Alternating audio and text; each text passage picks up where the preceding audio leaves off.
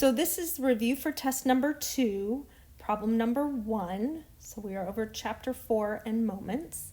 Determine the resultant moment produced by the forces about point O. So we've got point O down here on this pipe, and we've got two forces. We've got the 200-pound vertical force, and then we've got this 300-pound, which is going to give me a force in the vertical direction and a force in the horizontal direction. So that's going to be F1y and F1x.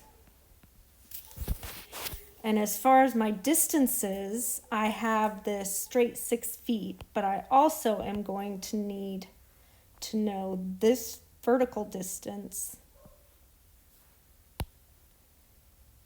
Draw that line a little straighter. This vertical distance from here to O, this distance. So we're going to need to know this distance, which is going to be the 6 foot times the cosine of 30 degrees. And the width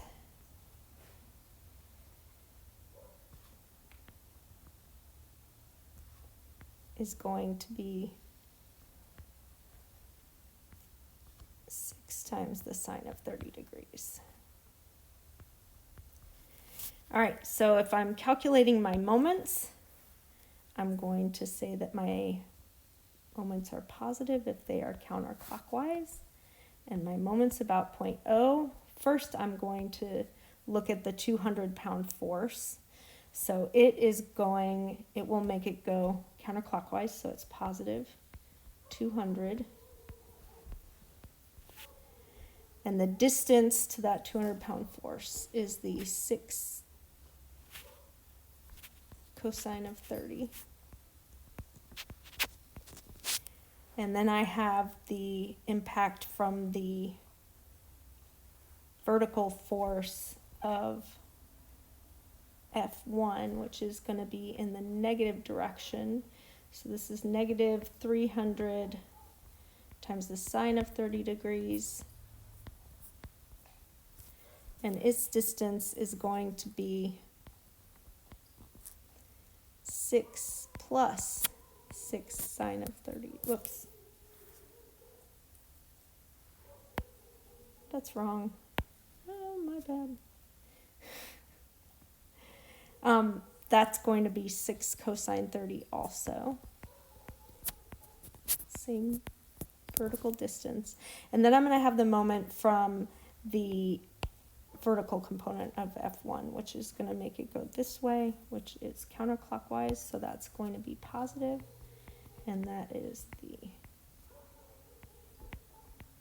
y component, 300 cosine 30, and its distance is the 6 feet plus 6 times the sine of 30 degrees.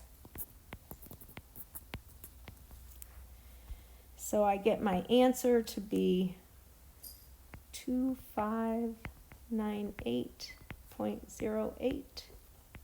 Don't forget your units. And in your final answer, you should show me what direction it is. So my final answer is 2598.08 pound-feet in the counterclockwise direction.